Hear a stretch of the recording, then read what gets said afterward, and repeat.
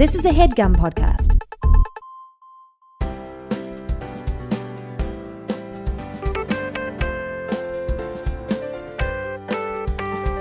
Cloverfeels, Cloverfeels, Cloverfeels, Cloverfeels, Cloverfeels, Cloverfeels, Cloverfeels.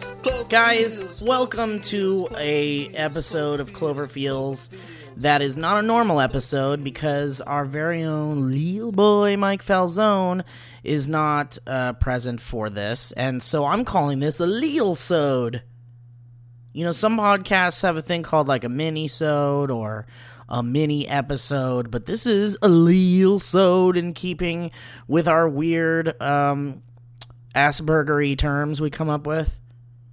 Is that a trigger? Should I have a trigger warning for saying Aspergery? Anyway, guys, a lot has happened.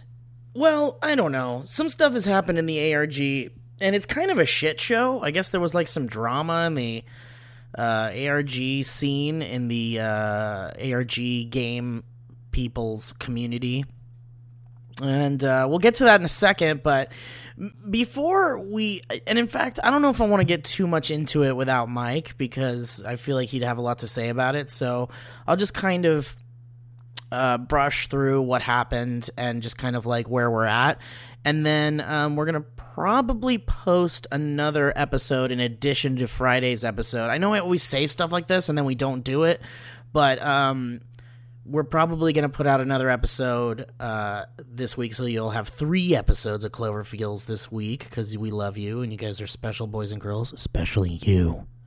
But, yeah, so I guess what I'm going to do is I'm going to read a bunch of tweets and then we'll talk a little bit about what's going on in the ARG, and then we'll wrap it up. It's just kind of like your Clover fix for the weekend, and without Mike, it's going to be kind of strange, so bear with me, guys. I'm doing the best that I can without Mike and his funny interjections. Owen is here across the room, so Owen, if you want to interject, be very loud, please. Got it. I almost got Owen in on this, but Owen doesn't care about any of this stuff. He probably will see the movie. Oh, right? You don't care about any of the ARG and the game. You don't care about that stuff, right? No, but it makes me happy you guys enjoying it. Good. I'm glad you're enjoying it. It gives me a smile. Oh, good. And do you want to see the movie? But also, you listen to the podcasts, too. What's it like for someone that's not really into any of this? It's entertaining. All right. I'll take that. So let's get to some tweeting, and then we'll get to a bunch of emails too that I've gotten. I guess we can kind of start from the last episode onward, and then I'll just read what's going on here. Let's see. So people are kind of talking about the drama that's going on in the ARG, so I'll just kind of skip those tweeting for now until we kind of get to what that's all about. But so, okay. Also, man, there's some interesting stuff that popped up too with like what JJ's saying about Cloverfield and how it's like not Cloverfield 2 and how the monster's probably not in it and how the way that it's connected to Cloverfield is very unexpected. And, I guess we'll get to that stuff too. But again, I don't want to get too into it without Mike. But we'll talk a little bit about that in a bit. But let's read some tweeting. So I've got Nate at NTP Scoit Cute. He asks or says, do you think the inclusion of Super 8 from the anthology means there could be a bigger connection? Is there a connection to Super 8? I didn't read that. Let me see. I'm going to do a quick search here. Cloverfield connection Super 8. I didn't read that. I don't know if that's true. Oh, it's because people are connecting, or they're saying that the designs are similar. That's because the guy, I think his name is Page something. Neville Page. Neville Page designed the creature, the Cloverfield monster, but he also designed the Super 8 monster and a bunch of monsters in JJ Star Trek movies, too. So those all kind of share a design element with the Cloverfield monster, but I think that's the only connection. That, and there is Slusho in Super 8, too, so... Dive nerds. Man, half of this podcast is going to be me having a hard time pronouncing everyone's fucking Twitter names. So, enjoy that. This person says, hashtag TGIF, listening to Cloverfeels and grilling some chicken. And there's some very undercooked looking chicken. I hope you cooked that fully and before you ate it. Let's see. Bursting and blooming at Spiffy Baton says, finally watching Cloverfield, and this is 100% anxiety fuel. Hashtag Cloverfields. Hashtag I've never seen Cloverfield. I love that a bunch of people are seeing Cloverfield for the first time.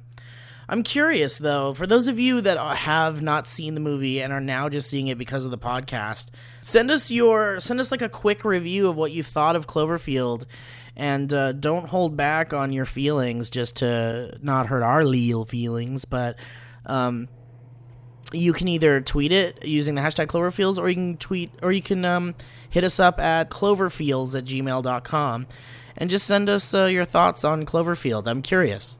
Okay, so Brian Chuck Brennan says 10 Clove Lane ARG is heating up. Someone passed 1,000 days in the survival sim and received a message and got the location of a locker in Chicago, but we'll get to that in a second. Michaela Bree says, spent all afternoon listening to the Cloverfields podcast. Friends asked what I did all day. Wasn't sure how to explain it. Hashtag Cloverfields. And then someone used a really funny screen grab of Mew when she holds her phone up to the ceiling. She's trying to get a signal, I guess, in one of the trailers. It's a screen grab of that moment, and it says, at Alrissa Sia says, when you keep refreshing your app to see if Cloverfields is up. Adorbs. Also, we have some reactions to the last episode when Mike and I started talking about how we were trying not to laugh in church, which even for me listening to again was pretty fucking hilarious. Man, those church days, those really brought about some of the reasons why I'm such a cuckoo type person. But Ed Schilling at Rayadid13 says, I'm in fucking tears, laughing my ass off. Please, more church stories. Hashtag Cloverfields. Hashtag Woof! Mason Walsh says, why is there not Cloverfields merch? Don't you guys want to make upwards of $43? Thank you, Mason. Yeah, $43 is great. I could definitely use an extra $43. Get some grosh. Maybe a bite to eat. Michael Carlson says, wait, if anyone farts, is it in-game? Hashtag the real burning question. I don't know. Only John Goodman can answer that. Andrew Lee says, now Reddit and Discord are in war. The user found a phone in Chicago and withheld Howard Standler's phone number. This is part of like all the drama that's going on, so we'll get to that in a second. Cal Blake at CalB23 says, hashtag Cloverfields, here's my theory for the recording on episode 8 of the podcast, which if you haven't listened to, go do it. Thank you for that shout out. This definitely looks like a screen grab of someone's notes. And so I think he's referring to the recording that was found in the USB drive of the Louisiana buried box that had like all the little supplies in it and such. So Cal B23 says, when you LEEL boys on episode 8 of the podcast reviewed the recording found on the USB, you seem to be thinking that it was the new monster from Lane. But what if the satellite, which I'm sure Mike said was a real program to survey the ocean, was actually picking up the electromagnetic signal from Mr. Grumpy Pants? They did say something along the lines of, it would have to be something huge to make this large a signal. So maybe they were talking about the original monster. I think that the loud noise that was heard could have been the sound of the potentially millions of parasites from the monster, or possibly a whole herd of monsters at the bottom of the ocean. If the U.S. Army did know about a monster that was close to New York City, that would explain their unnaturally fast reaction time to the monster, as I'm quite sure they were battling it within an hour of when it was first spotted. Coincidence? Maybe or maybe not. I don't know. Is that unnaturally fast for the Army to intervene with a monster attack? I mean, I don't think we know specifically how much time it took for when the military finally came to start attacking Clovey, but doesn't it seem like there's a big passage of time? Like, I feel like they stopped the camera a lot, And we're not quite sure. I'm not quite sure. It does still seem like it's like the evening, and then like, you know, we do end up seeing the morning at the end of the movie, but I'd be interested to see what the response time actually was for when the army came to attack Clovey in the first film. And this is an interesting theory, though. Does this mean that maybe you're assuming that Clovey can, like, send out some sort of weird signal or something? He has some sort of electromagnetic properties that can, like, maybe he can shoot some sort of, like, weird biological pulse or something? I don't know. That's kind of cool, though. But, man, these articles that are saying that, like, it's not the Cloverfield monster and stuff, I want to believe that it's just JJ being like, sleight of hand, kind of like when the new Star Trek was coming out, Into Darkness, and he was like, it's not Khan! Khan is not the guy! This movie is not about Khan! Khan is not the bad guy! And, like, he was, I swear on my life, it's not Khan, and then it was fucking Khan, and I think it backfired on him a little bit. So, I don't know, maybe he's not doing that again, because it didn't really work out so well. Bima da Cashman says, the line from the first film is, you gotta forget the world and hang on to the people you care about the most. Hashtag Cloverfields. And that's in reference to, in the last episode when we were talking about what Cloverfield is actually about. And it's when, Rob's brother is talking to him about, like, going to get Beth and, like, you know, how it's worth it to go get her. And but yeah, that's the line. That's the line I was talking about. That kind of sums up the whole movie. Kevin O'Donnell at Kevin O'Donnell 91 says, listening to Cloverfields in the gym and almost dropped the weight on my toes at that Ronald McDonald bit. Don't do that. Don't drop a weight on your toes due to our dumb jokes. I wouldn't be able to live with myself if you guys hurt yourself because of this dumb shit. Glenn Branley had a cool thing happen. He asked TJ Miller, at not TJ Miller, which is what his Twitter name is, says, hey, at not TJ Miller, will you be going to see 10 Cloverfield Lane when it comes out? And then Glenn Branley at Glenn Bran sent me a screen grab of him favoriting it or liking it. He liked that tweet, which means he'll probably see it. Becca Bainan at Chew Becca says, I think that in this bad robot verse, the word Cloverfield just means monster. And I think that's an interesting theory because this kind of coincides with the article that was released of all of these people recently spoke with JJ during kind of like a press junket thing for 10 Cloverfield Lane or other stuff. And they were asking him all this stuff about 10 Cloverfield Lane. And he got very vague about the actual Cloverfield connection and kind of tiptoed around the fact that, like, it sounds like it's not really a sequel, and I'm just curious, very curious about that. But that's an interesting theory, that Cloverfield is kind of like their kaiju. The word Cloverfield is like kaiju in a way. Let's see. Here's another tweet from Madame Truffle at Madame Truffle, who says, just a LEEL thought, screen grab of some notes. It says, is it possible that the government covered up what happened during the first film? Maybe they blamed the explosions on something and bribed the few surviving eyewitnesses to keep their LEEL mouths shut. That might be why it isn't referenced, because no one actually knows. That's an interesting theory, but how could you cover up something so huge like that? In the movie, they definitely nuked New York.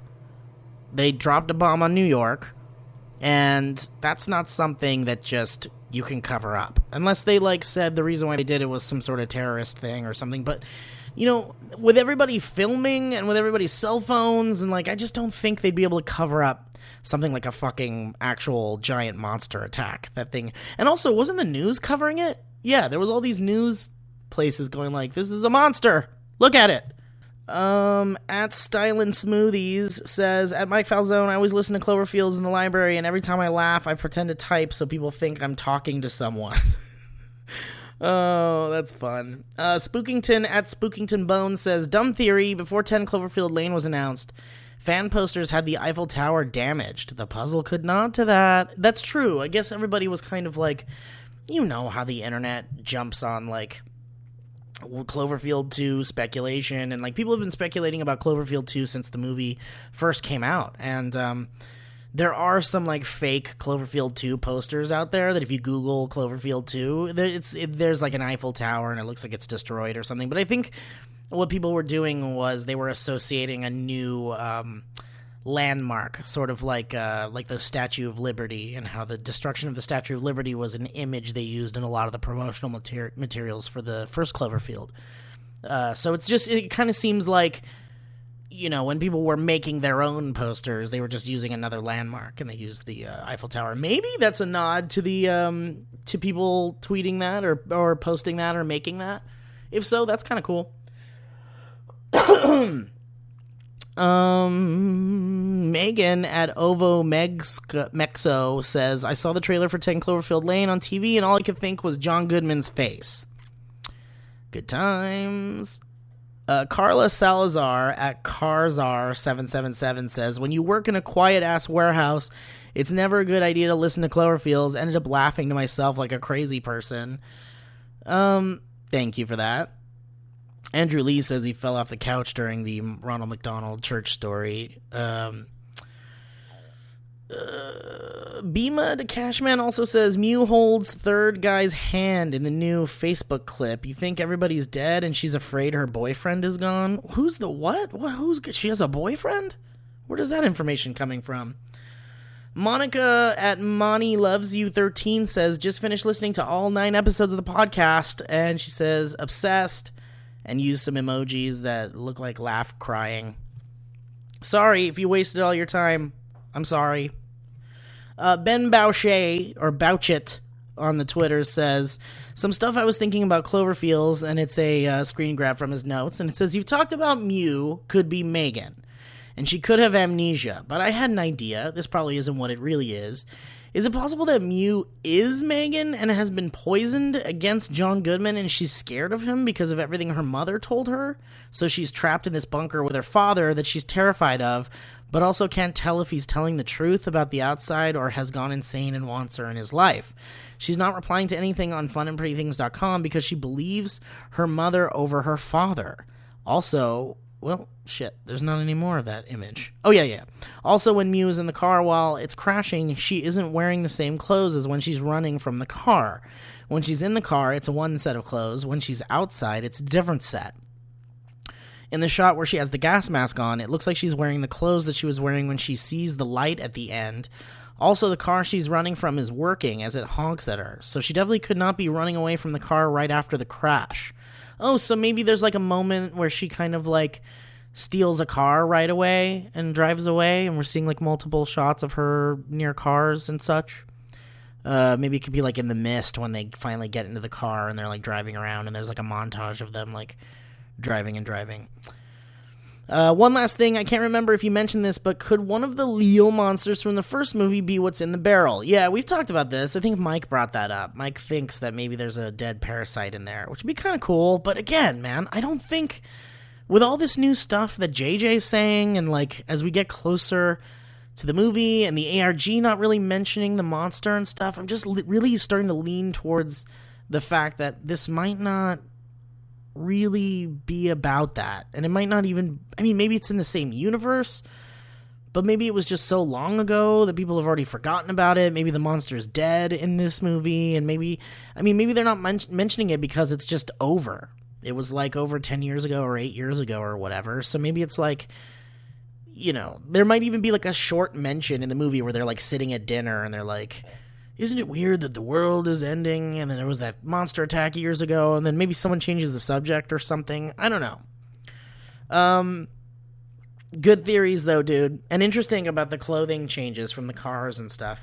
V Films, a Danny V94, who's been making some amazing Photoshop imagery for us based on some of the ridiculous shit that's been happening in this podcast, sent out an image of Mike and I sitting in a church with Clovey, the Clover monster, Mr. Grumpy Pants, and I say, it looks like I'm saying, hey man, look at me, and Mike says, no, I don't wanna, and then it cuts to someone sitting in another pew somewhere, and it says, woof, and then I say it, and then Mike says, I'm a ruiner, and suddenly the person who was Clovey is now John Goodman, and then the final frame is a person turning to us with the Ronald McDonald makeup that says, Jesus Christ, shut the fuck up.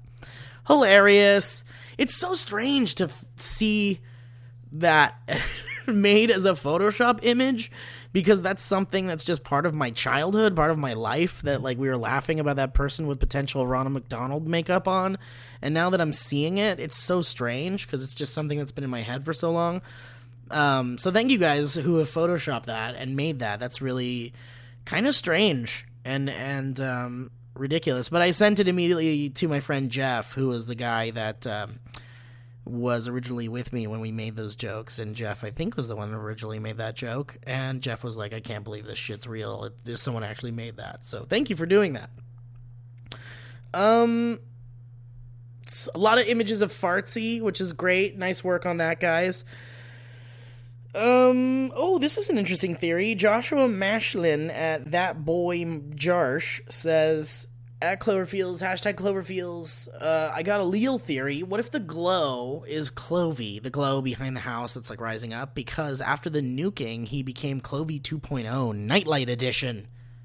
I think that's hilarious, adorable, but it could be plausible. What if he became like glowy radioactive person? And also, maybe there's elements to the Cloverfield monster we don't know yet. Like, you know, anglerfish have that weird glowing thing, so maybe Clovey has a feature that we were previously unaware of.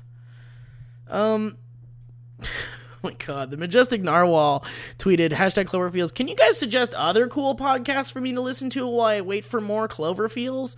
Sorry if that sounded rude. No, it doesn't sound rude. While you're waiting for new episodes, you should definitely listen to How Did This Get Made? That's a super hilarious podcast with Paul Scheer, Jason Mantzakis. Mantzakis? Owen? And June Diane Raphael. They are hilarious people. Whatever. You guys get it. Okay, and then finally from the Twitters, someone else has a prediction for 10 Cloverfield Lane. At Chewbecca, once again, says...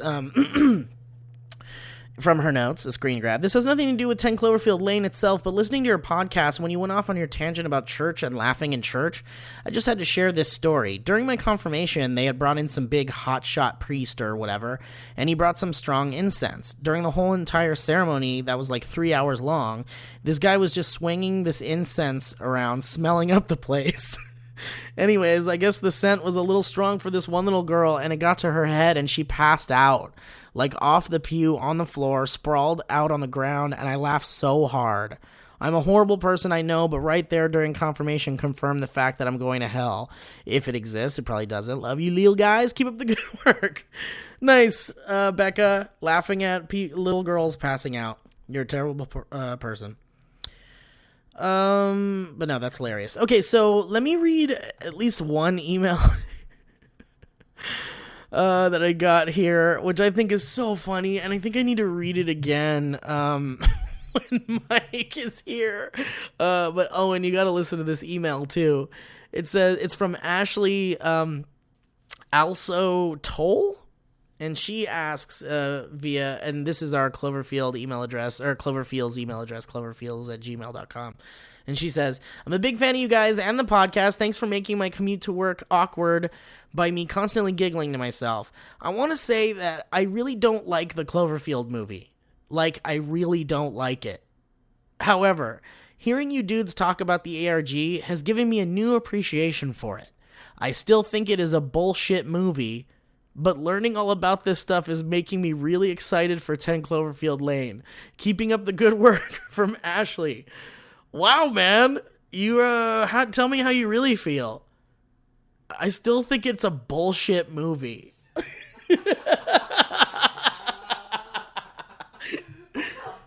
Ashley, not mincing any words there. Okay, to each his own. I think it's a fucking fantastic movie, and I think a lot of people who listen to this podcast would disagree with you, but I appreciate your honesty, and it's hilarious. I wish you put down some reasons. Yeah, Ashley, if you're listening to this, well, if you're a big fan of the podcast, you probably are, send us another email explaining what it is you don't like about it. I want to know which parts are bullshit. Yeah, I'd hate to, like, spend time, like, shitting on the Cloverfield movie, but, like, we all love it, and, you know, I'm always down for some, like, other side of the coin type stuff. Okay, so here's another email from Andrew Klopf that says, Theory. I have to admit I'm a little bit disappointed you guys have not yet brought up the item that fell from the sky at the end of Cloverfield in Rob and Beth's video. First of all, we've definitely talked about it. You should listen to maybe the first couple of episodes. I feel like we talk about it there. But he says, it seems like it could have been a satellite which could connect John Goodman and 10 Cloverfield Lane to Cloverfield. Maybe he discovered something in conjunction with the satellite falling and named it after the street he lived on. Maybe the movies are connected and maybe the movies are happening around the same time. I recently rewatched Cloverfield and this seemed to stand out to me, especially because of John Goodman's previous job and background in telemetry. Sound good? Maybe a little bit? Yeah, Andrew, it sounds good, except for your part where you're like, you're disappointed we haven't talked about the satellite that fell, because we've definitely talked about it, I think, a lot. But, yeah, I mean, I'm going to start reading some of these articles where JJ kind of gets into how 10 Cloverfield Lane is not actually Cloverfield 2, and, like, a lot of the stuff that he's been saying about how we won't see the monster, and how it's not about that, and how we definitely, it's just not connected really in that way, in the way we think it is. But, if that's the connection, if the satellite falling if it is, I mean, I don't even think there is an official confirmation what the thing is that falls from the sky at the end of Cloverfield is. We don't know if it's a satellite. We don't know if it's maybe Clovey coming from space. I mean, people who have never seen the movie before, my girlfriend hadn't seen the movie before, and I showed it to her recently, like a month ago, and she saw the thing falling. She noticed it right away, and she was like, oh, is that where the monster came from? And I think that's kind of like the instant speculation people make when they see that. It's like, oh, it came from space. That makes sense. Which isn't necessarily the best thing. For me, personally, I'd rather that it actually is of Earth's origins, and it's just because there is this kind of, like, fascination with the ocean and kind of, like, how the ocean is this really fucking scary place that could be, I mean, it's not as large, but is in some ways as unknown as space is. And I kind of connect the two in the sense that there's depths of the ocean we as humans have not been able to, go down to. And there's a lot of shit in the ocean we're discovering every day. And so the fact that, like, it alludes to Clovey maybe being, having been asleep under the ocean for thousands of years or whatever is really cool to me. But I guess it could have come from space and just kind of, like, made its home in the ocean, and it's just been sleeping down there, kind of like Godzilla. Well, Godzilla isn't from space, I don't think. Godzilla is a product of radiation and evolution and dinosaurs and shit. But I don't think it's out of the question to say that maybe Clovey originally fell from space. It was some sort of weird organism, and then it just kind of, like, gestated and became this giant mutated crazy thing in the ocean. But that doesn't quite make sense because we've heard that, like, the Cloverfield monster is just a baby and that its parents exist, and it has parents that are looking for it or want to look for it, or that was a whole part of it too. So, these kind of, like, little canonical things that have been mentioned about the Cloverfield monster and its origins and its parents and shit kind of allude to the fact that it really did originate in the ocean.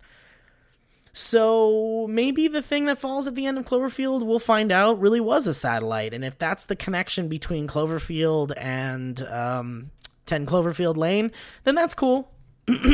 Again, I don't know. I think I'm just going to reserve judgment for when the movie's so close. What is it? We're like 2 weeks away or something? This is craziness. Okay. J.J. Abrams. So here's an article from IO9 written by a friend of mine, Jermaine Lucier. Sorry, Jermaine, if you're listening to this, but I've never fucking known how to pronounce your last name, buddy. I'm sorry. I love you.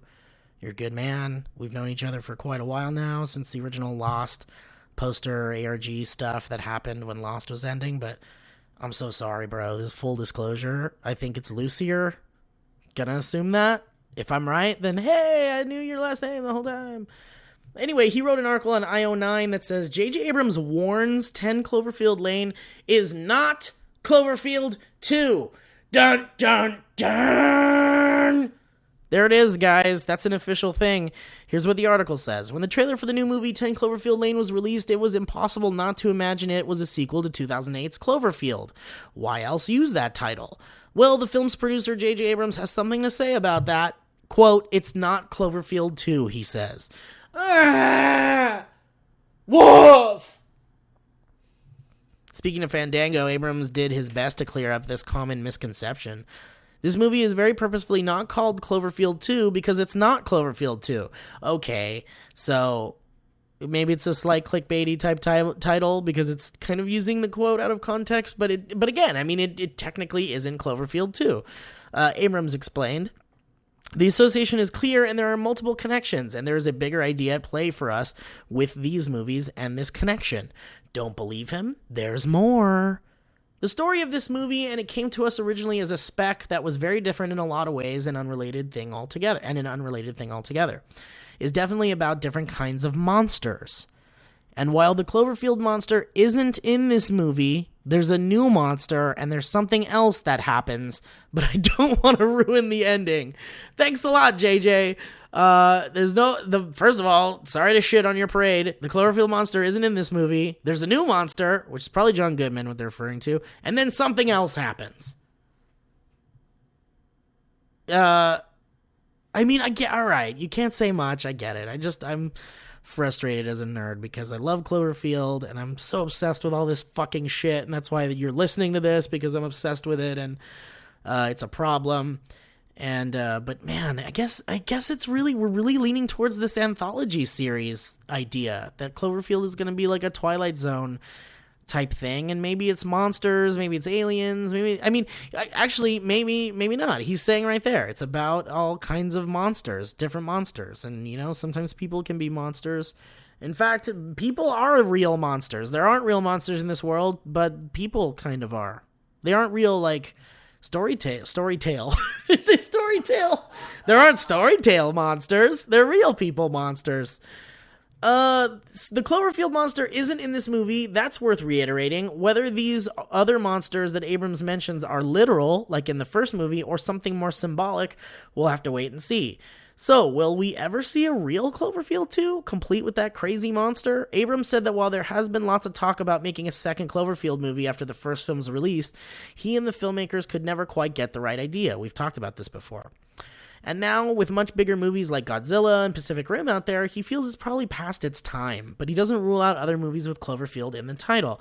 That makes me sad, because man, it's tough when you're like a J.J. Abrams and you like say things years ago and people kind of like remember that, and people will always reference that, because when you originally, the original excitement around Cloverfield, I remember going to Comic-Con the year before Cloverfield came out, or maybe it was within the year, but it was still very far off, and JJ came out and he like talked about Cloverfield a little bit, and he gave everybody Slusho t-shirts. Everybody who was there got one, which I still have, by the way, and I cherish that shirt. I try not to wear it so I don't fuck it up, but at that original, and I think there was like a poster reveal, and he said there to everybody that, he was in Japan, and the origins of the idea of the movie is that, America doesn't really have like a Godzilla-like monster movie other than like King Kong or whatever. But I love where the idea of Cloverfield came from, that idea that we don't have like a big kaiju monster movie. And I get that, like, since Cloverfield, we've had like the new Godzilla, and we've had Pacific Rim, and there's more Pacific Rim coming now. I was thinking about this. What? Don't you think if you wanted to make it a new American Godzilla, that they would have tried to put a little more character into the monster in the movie? Yeah, like maybe they dropped that idea during production. The gimmick of the movie is you don't really see it that much, so you don't really bond with it as an audience. Like, the thing with Godzilla is you root for Godzilla. Yeah, but I think the idea is that it's like establishing a world where monsters are real, and maybe it even means that like the Cloverfield monster isn't necessarily meant to be the Godzilla type monster, but that there are monsters, and maybe in this series they would establish a Godzilla-like monster that would eventually fight this monster, or they establish a series where there's other monsters. You know, I don't know, but you're right. You're right. If he was trying to specifically make a Godzilla movie for Americans, for our culture, then they didn't really accomplish that in Cloverfield, because the Cloverfield monster isn't necessarily as iconic by any means in any way as Godzilla. As much as I love the Cloverfield monster, Godzilla is a pop culture hit phenomenon. So, and everybody knows Godzilla. You know, instantly you see Godzilla's face and you're like, oh shit, Godzilla. When you show someone the Cloverfield monster, they're like, what? Well, what's that? In fact, I've spoken to a lot of people my age who are big movie fans who who never saw Cloverfield and aren't even a little curious about what the monster looks like, because they never revealed what it looked like in the original promotional materials, even after the movie came out. They kind of showed the glimpses of it, but they never really showed the full monster, which I kind of like. You know, if you still want to see the full monster, you have to watch the movie. But yeah, Owen has a point. Owen's saying that, like, you know, if they were trying to do a Godzilla-like film, they didn't quite represent the monster in an iconic way. That, you know, they didn't give the monster a Godzilla-esque, you know, what am I thinking? Like a Godzilla-esque like moment or spotlight, and you don't really associate with the monster. And then and Godzilla's whole thing was that he was a good guy at the end of the day. Yeah, and I'm not saying it as like a bad thing. Like, I like the movie the way it is, where you don't really get to see the monster very much. I'm more of a fan of when you don't necessarily see the whole monster, because then you have to use your imagination. I'm saying maybe that's why it didn't like stick with people, or like if it had been more of a character that people like recognized or whatever. Do you think that a sequel definitely would have happened sooner? That's a good question. Owen's saying, if you can't hear him, sorry, that had they kind of followed more of a Godzilla-like framework for Cloverfield, and had they presented the Cloverfield monster in a Godzilla-esque way in Cloverfield, would the film be more of a memorable... First of all, would the monster be more memorable? I think so, yes. And two, would there have been a sequel immediately after the first one as a result of that? And I think, yeah, probably. But But what I appreciate about Bad Robot and Paramount and everybody involved in the original Cloverfield, Matt Reeves, Drew Goddard, J.J. Abrams, is that they kind of took this monster movie convention. It almost sounds like the stuff JJ was saying about how we don't have an American Godzilla movie is just the beginnings of an idea that kind of led to the evolution of what Cloverfield ended up being. You know, that was probably like JJ's idea, and that was like the nexus of this thing, if that's even the correct term. And then when you get Drew Goddard involved, and you get Matt Reeves involved, and you get all these other kind of like creative minds involved, it kind of evolves into something different. And then we ended up getting what Cloverfield, the film, ended up being.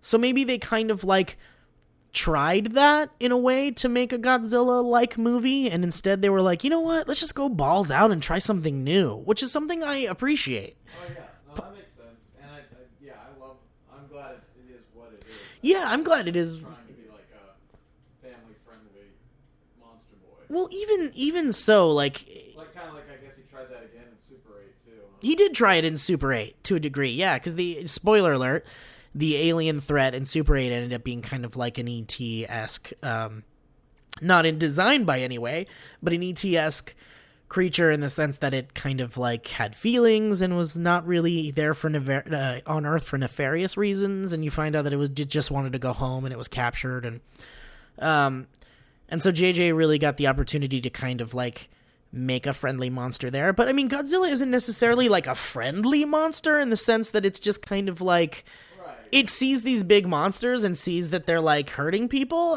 or like maybe it just, I feel like there is this kind of animalistic, family-friendly monster. Well, I wouldn't even say Godzilla is family-friendly. I mean, the Godzilla films are family-friendly in the sense that they came out in a time when there wasn't really... I'm using the wrong word. Like, families, like everyone's gonna like this monster. You know what I'm saying? Like, right, like a Godzilla is what you mean.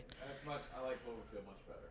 Well, I think the direction they took Cloverfield, if this idea of like making a Godzilla for Americans turned into what Cloverfield ended up being because of the result of like other writers coming in and putting their 2 cents in and it evolved into that, then that's fine. And I'm happy with what Cloverfield is because it is a very unique take on a monster movie idea. And like, you know, I'm a big fucking nerd, and I love big monsters, and I love Godzilla, and I loved Pacific Rim, and I really wanted to like the new Godzilla, but man, that's another thing altogether. But what I love a lot about Cloverfield too is not just because there was so much secrecy behind it, and it was such a big mystery box film, and it is really one of those things where like they pique your interest and they pull you in with all these mysteries and the ARG, and then you see it and you're like, wow, this is like nothing I've ever seen before. And now, I mean, for the time it was like nothing you'd ever seen before, but this whole found footage thing is like, you know, it's kind of run its course and it's been around a little too long by this point. But the idea of a monster movie from the perspective of the humans is not necessarily a new one, because I feel like Spielberg's War of the Worlds took that concept in that direction. Like kind of when you watch Spielberg's War of the Worlds, which is another great alien sort of monster invasion movie, if you haven't seen it, it is also kind of told from the perspective of the family that is kind of like that the film focuses on. And you never really get up with the aliens. I mean, you do, because you kind of have to in the story, I feel like. But it really is all from the perspective of, like, down on the ground looking up at these menacing creatures. And I find that to be a unique thing. And it was really cool the way that they handled it in Cloverfield. And I appreciate that. But had they done, like, a big balls out, not found footage, studio, locked off camera,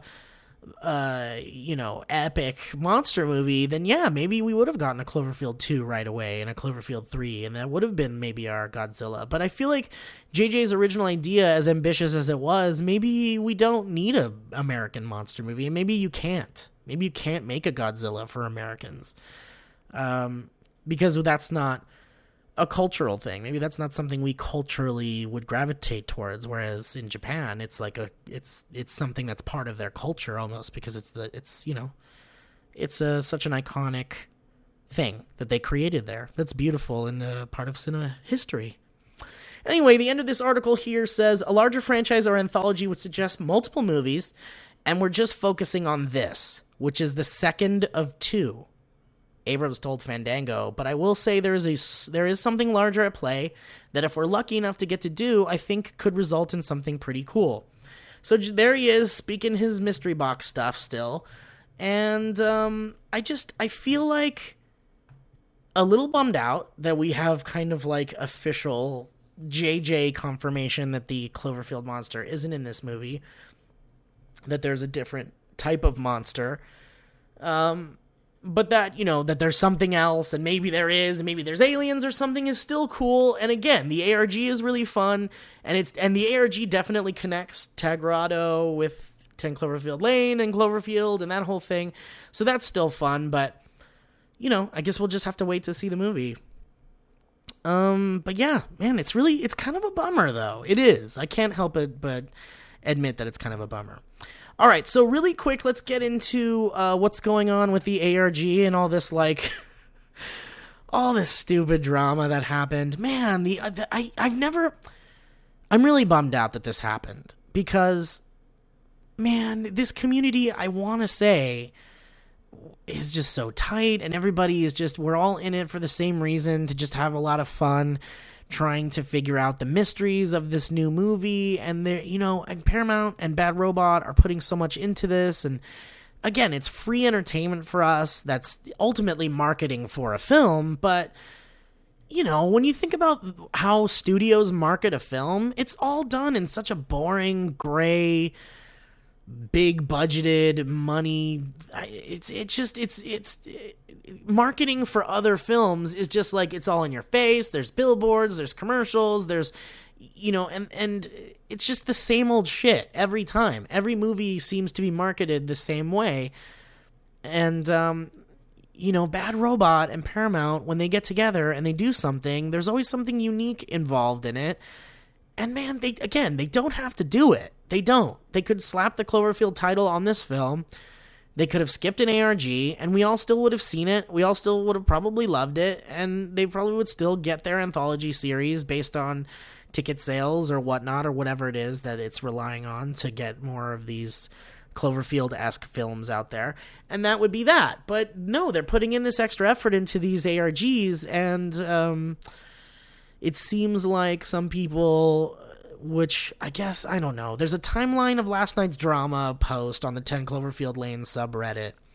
And I'm just going to read it to you. I even don't really know specifically everything that happened, but it kind of sounds like some people got a little bit greedy and they wanted to keep some answers to themselves, and they kind of like split the community a little bit, and they went off to do their own thing. And it's not really cool, because I feel like this ARG belongs to the fans, and it's for us, and it's really about sharing, and it is a community that I want to be proud of, and it's a community that I want to one day say, man, we all got together on the original Cloverfield, and then we were all back when Super 8 came out, and then we all came back for 10 Cloverfield Lane, and it's just been so friendly and great, and everybody's helping each other, but there's been this stupid hiccup with some people that decided to kind of like, I don't know, keep some things to themselves, and I think that's really fucked up. It kind of got blown out of proportion, and at the end of the day, though, everything is kind of fixed and okay now, but it sucks that we had this like moment of kind of like grossness in this community where I really didn't expect that. But here's what the post says. It's submitted by Project Icarus 001 in the 10 Cloverfield Lane subreddit on Reddit. And it says this: a timeline of last night's drama. Here's what I experienced last night as a Redditor first and a new member of the Discord chat second. The Discord chat is apparently a place where people go and chat about the ARG together. I've been invited to come in. Mike and I have been invited to come in, but we have, again, we have no time sometimes, but I'd love to be able to go in and talk to you guys at some point, because that sounds like a lot of fun. The Discord chat found a few new clues in the ARG, including Howard's phone number. This number is currently in the hands of one person only, and so this was posted a day ago. So I think things are fixed now, but here's a little backstory on that. So the game that we were talking about in the last episode, the simulator, the kind of survival simulator, now they updated it, and there was this thing about how if you got the highest score, you would get like a special thing. So in the highest score, the person who got the highest score got a message that was like, I know it's you, Megan, and great job. And here are the coordinates for a dead drop in a locker in Chicago. So this one person got this location, went to the locker, unlocked the lock, which actually the combination was the numbers from, actually, let me see if I can pull up the Cloverfield Clues coverage on this, because they're always really good about this kind of stuff. So yeah, it's Dennis from Cloverfield Clues posts, it has been belatedly revealed that after passing 1,000 days on the survival simulation game, a secret message from Howard was unlocked, revealing the location of a dead drop in Chicago. Reddit user Helveticat went to the locker at the HI Chicago hostel and found a Paris bag, a bag that has like the Eiffel Tower on it, and a cell phone in the bag. Now when you, there was a voicemail on the cell phone, which said this. Megan, as promised, a phone just for you and me to talk. Keep it hidden so your mother doesn't learn this too. I put my number into the context. Call me as soon as you can. I need to hear your voice. And I gotta get you out of Chicago before everything happens. Your life is in real danger, radio girl. But I promise to keep you safe. Call me, please. Love, Dad. So that's really cool.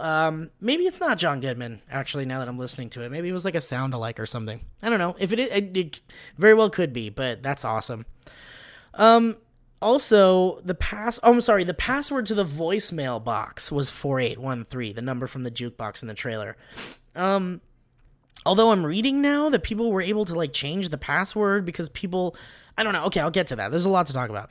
The cell phone has one phone number stored in the directory, the number for Dad, Howard. So it actually has John Goodman's character's phone number in the cell phone, which is really cool because what the fuck does this mean?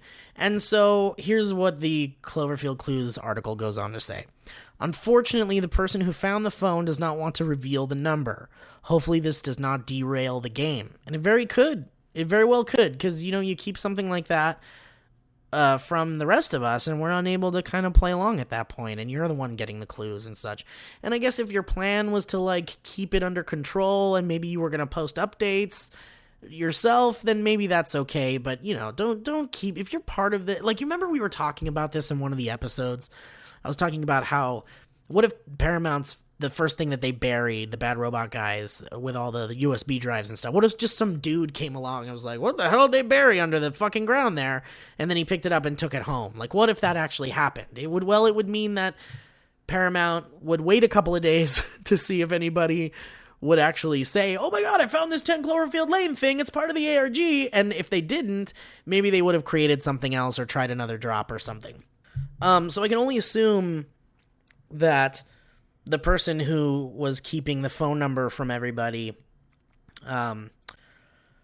if they had not done so and they had kept it to themselves, maybe Paramount would have found another way to kind of get around that. And actually, I guess they did. Or maybe not. Maybe that person decided to finally release the number. Anyway, the rest of the article says, it appears that when you call the number, there's a generic voicemail message, but the name Howard Stambler is spoken by John Goodman. So it's probably one of, you've reached the voicemail box, blah, blah, blah.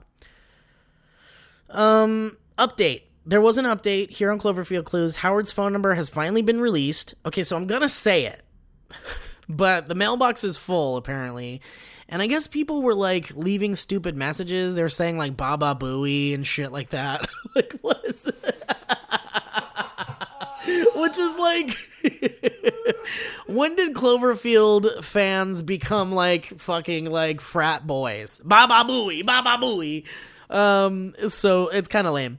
But the phone number is 985, that's the area code, 985-788-4071. The mailbox is full, but you can still call the number and hear the outgoing message. And the 985 area code is actually located adjacent to New Orleans. So if you're going to call that number, standard messaging rates and all that shit apply. So don't, like, rake up your fucking precious minutes on your phone calling a Chicago phone number just to listen to some voicemail message that you could just hear right here on the show. But anyway, so here's the rest of the timeline from last night's drama from this post from Project Icarus 001. I, like many others, was pretty mad about the phone number not going public. I felt as if a group of people wanted to be famous for being the ones who solved the ARG puzzles. This is a little out of control. I don't know if I want to keep reading this. It sounds like someone's being a little overdramatic here, but when I heard it was the same group that had found the first dead drop and the one that had several people who needed liaisons to be talked to, I was really annoyed. I decided I would join the chat and find evidence of their assholery. Yeah, this seems to have someone's angry. I spent 4 hours in the chat, and after the first hour, I realized this was all just one big misunderstanding. Oh, turn around, twist. I can also post an Imgur album of a ton of screen caps with timestamps from the Discord chat if it helps their defense.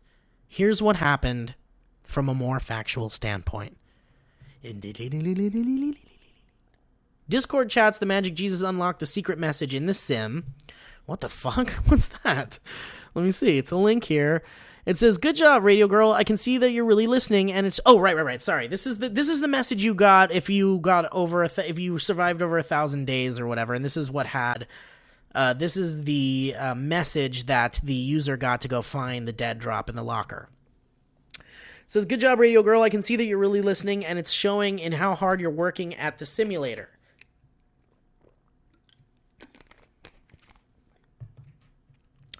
I'm hoping this means that you're ready to talk to me." Shit.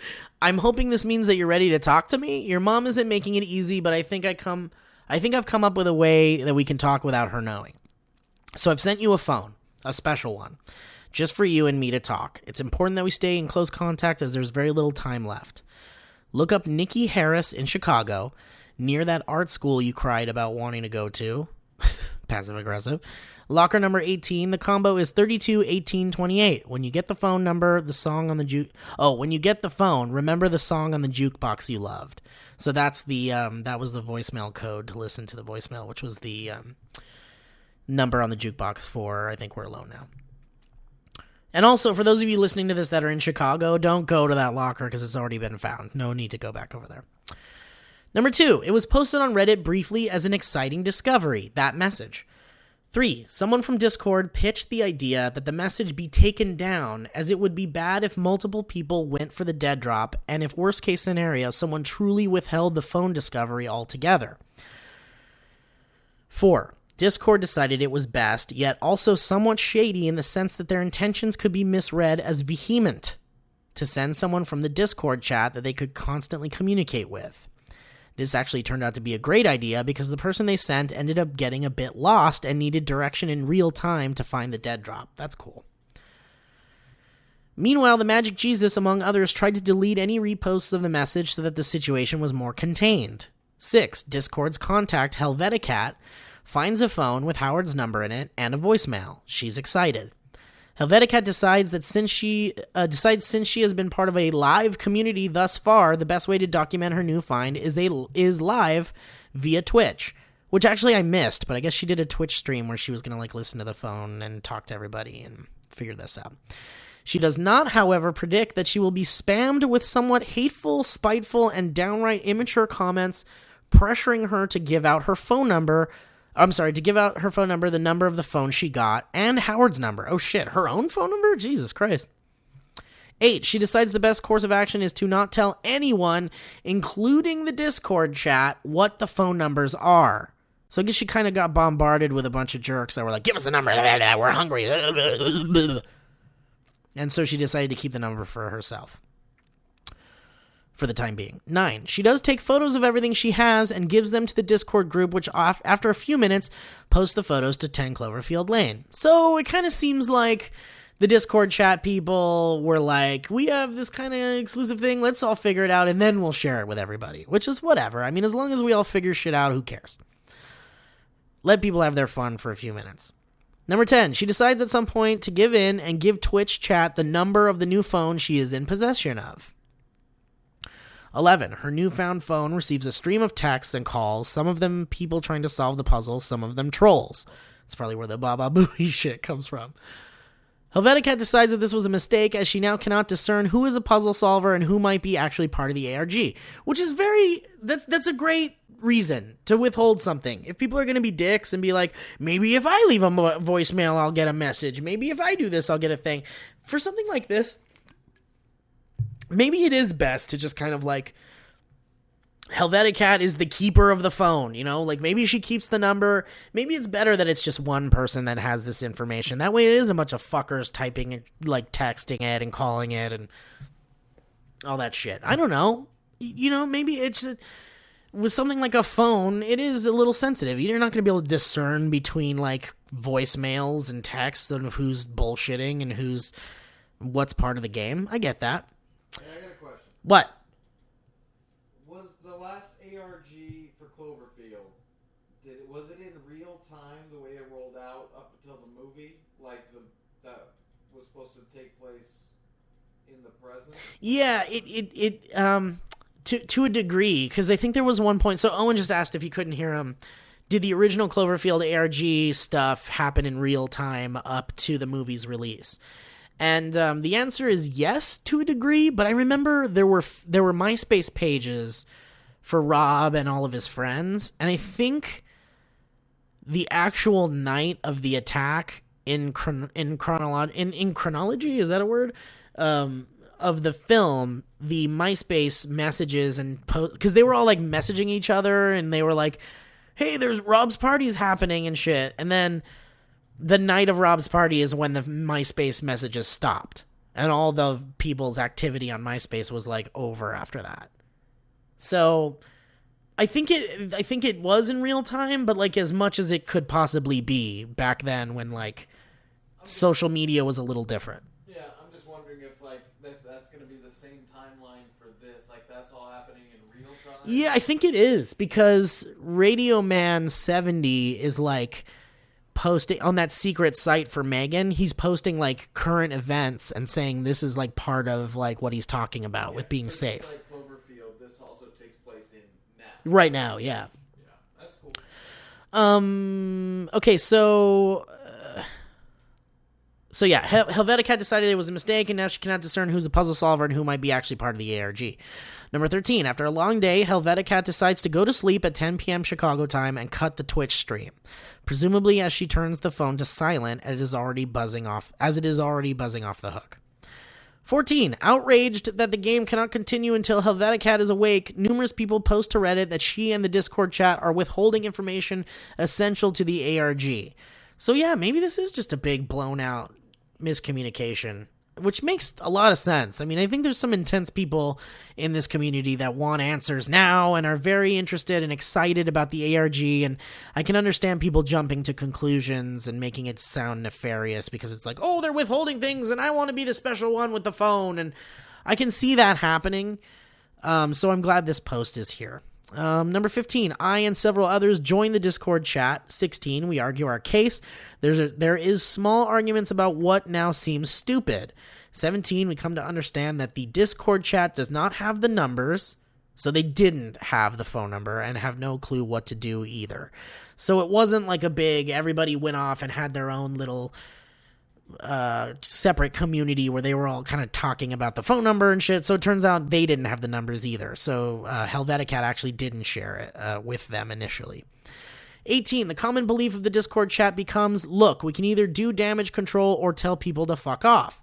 19, certain members spend the next 4 hours defending themselves to some success.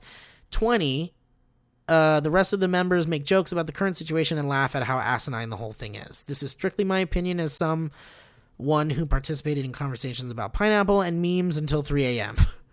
21, now you're caught up. So that's it. A bunch of people were kind of like butthurt that they weren't more involved in this phone situation. This Helvetica person was probably swamped with a bunch of shit. In-game swamp up. And she probably made the best decision, which was to kind of like take a step back, hold off on giving the phone number to everybody. I mean, I don't know. You know how this shit goes, man. What would you do? Would you give the phone number up right away? That's maybe the right thing to do because it's like we're all sharing in this fun game and we're all playing together, and not one person could do this all on their own, and maybe other people have other perspectives and other people could figure shit out, and doing this together is how we figure this stuff out. It's not one person figuring everything out on their own. So I get the whole, like, we need to share, and I also get the whole, let me hold off because people are fucking idiots posting Baba Booey in the fucking voicemail and shit. So it's kind of like we're learning two things here. One, maybe it sucks to withhold stuff, and two, it sucks to give out stuff because there's bad results on both sides. And I feel bad for Bad Robot and Paramount because they probably were like, this is going to be a really fun aspect of this game. And then it turned out everybody was being like a shit about it. And I mean, and everybody is a general term. Not everybody was being a shit about it, but it sucks for Bad Robot because all they really wanted to do was kind of like make a cool, I mean, the burner phone angle is really cool, and I've been a part of ARGs where they send you a phone, and it's always cool. Carlton Q's, or not Damon Lindelof's Leftovers. Damon Lindelof, part of Lost, JJ part of Lost. It's all kind of the same thing. But Damon Lindelof did a show called Leftovers, which I fucking love, which I would also do a podcast for if I had the time for it. But they sent a burner phone out because there was a burner phone in the first season. And they sent burner phones out to specific people.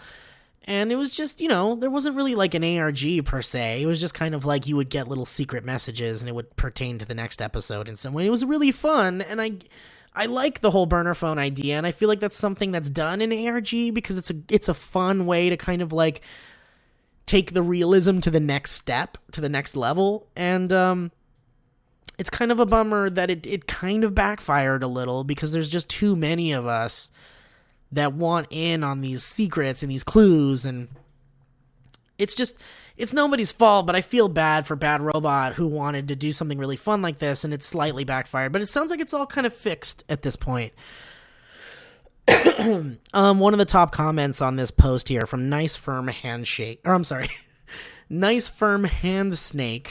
says, that Twitch stream was a mess. This is the top comment. The idea and intent were good, but Discord people kept talking over the voicemail, and Kat had to keep repeating things as new people came to watch. I know people don't want to wait long for info, but Mugen's loot seemed much less chaotic when it was just him posting, getting responses, and posting again. Project Icarus responded with, I agree, Twitch/Discord being live creates a desire for perfect immediacy and really creates a somewhat unarchived chaos. It's nobody's fault. I get the idea of wanting to do it live, and I think that was really fun, and it just kind of sucks that it kind of went out of control.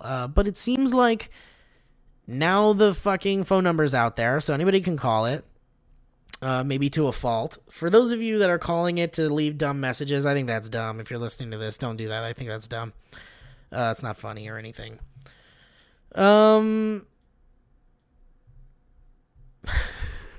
Oh, this person named Ryan Biederman, also, he took matters into his own hands with this kind of like out of control voicemail situation, and he changed the voicemail password. Now, was that a good idea? I don't know, because the original voicemail password was the code from the jukebox. And so if you had the phone number, you could type in that code and hear the voice message yourself. But again, now we can hear it on the internet, so there's no need to do that. But this person kind of took it into their own hands to kind of regulate this like voicemail message situation. I don't know if that makes it hard for the bad robot people to leave new voicemail messages or not, but I guess in the meantime, it's controlling all these douchebags. I mean, I guess that's the wrong term, but these people that are kind of like fucking around with the voicemail message. But someone figured out that with this type of phone service or with that type of phone, if you don't immediately change the default, I guess like when you call the phone number and you type in the wrong voicemail password, it eventually gives you the option to reset it. And this was kind of overlooked in some way as kind of a loophole for anybody to change the password. So this guy changed the password, but he also gave it to everybody. So I don't know. Now it's kind of out of control again, I think. But I don't know. Maybe it's a good thing. I don't know. I am bummed out because on the one hand, it's like this is really fun that there's a burner phone. But on the other hand, I think people are fucking with it. So maybe it was a bad idea. And also, here's something to end this podcast with because there's kind of some negativity, but it also kind of ended already. But I think this is a nice post to end on. Someone named Midtown Mike 92 posted in the subreddit, Cloverfield Lane subreddit, that says, "Love this community." And here's what it says. "I know things have calmed down since the phone number was released, but I still feel a lot of people have a sour taste in their mouth over the whole quote-unquote conspiracy. So I just simply wanted to make this post and say, I love this subreddit. It's the only place I can come to and see people get as excited as I am for this movie. I've been lurking this whole time, but today I felt I should make an account so I could post this, to let you all know how great I think you are, and hope we get back to the positive vibes. You guys are great and help brighten my dull final college semester, LOL. Edit. I know this is a little late, but as I said, I I just made this account for this subreddit, so I had to wait 24 hours before I could create a post. Okay, well. Anyway, I think people are jumping on this train saying, like, positive vibes, preach the word of Howard, this is great. I'll be your friend until you find a drop. After that, I hate you. Welcome to Reddit. Some people are still bitter. Welcome to the time warp that is the subreddit. School first, Clover second.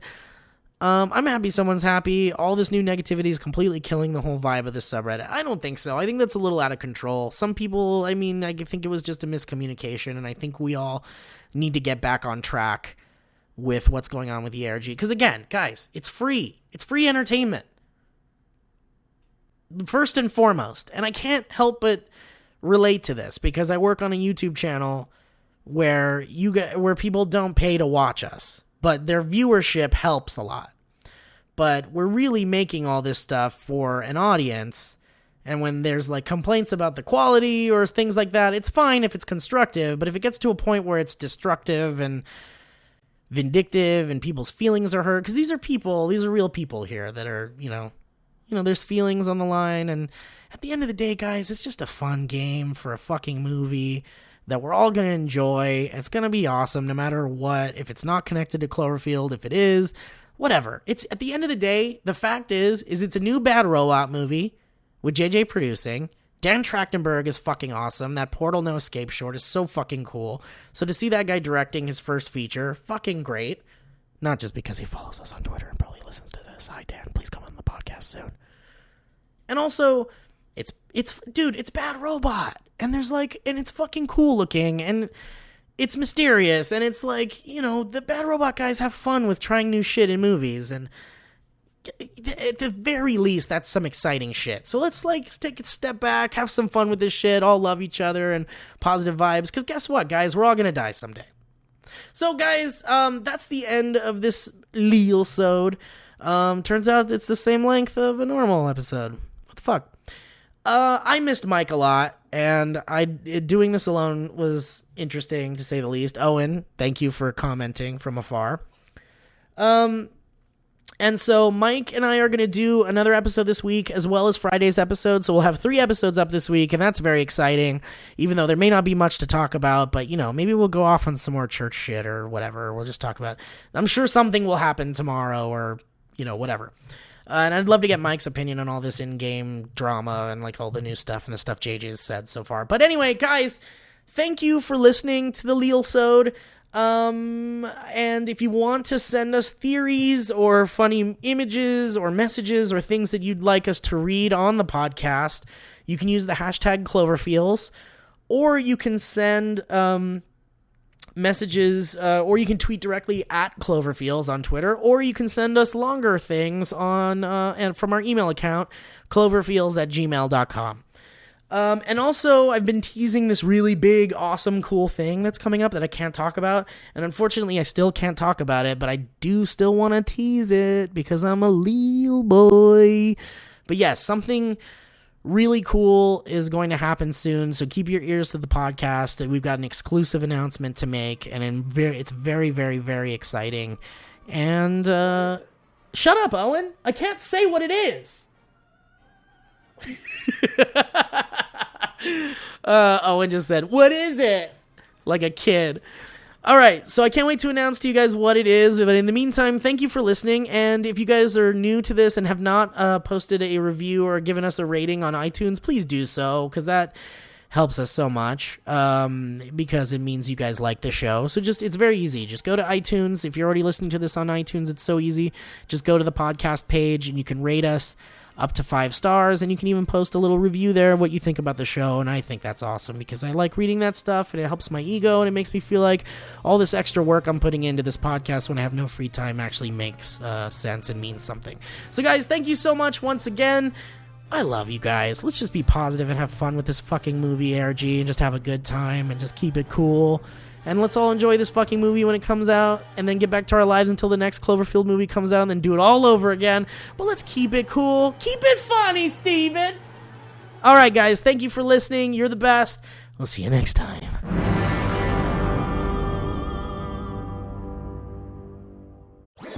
That was a HeadGum podcast.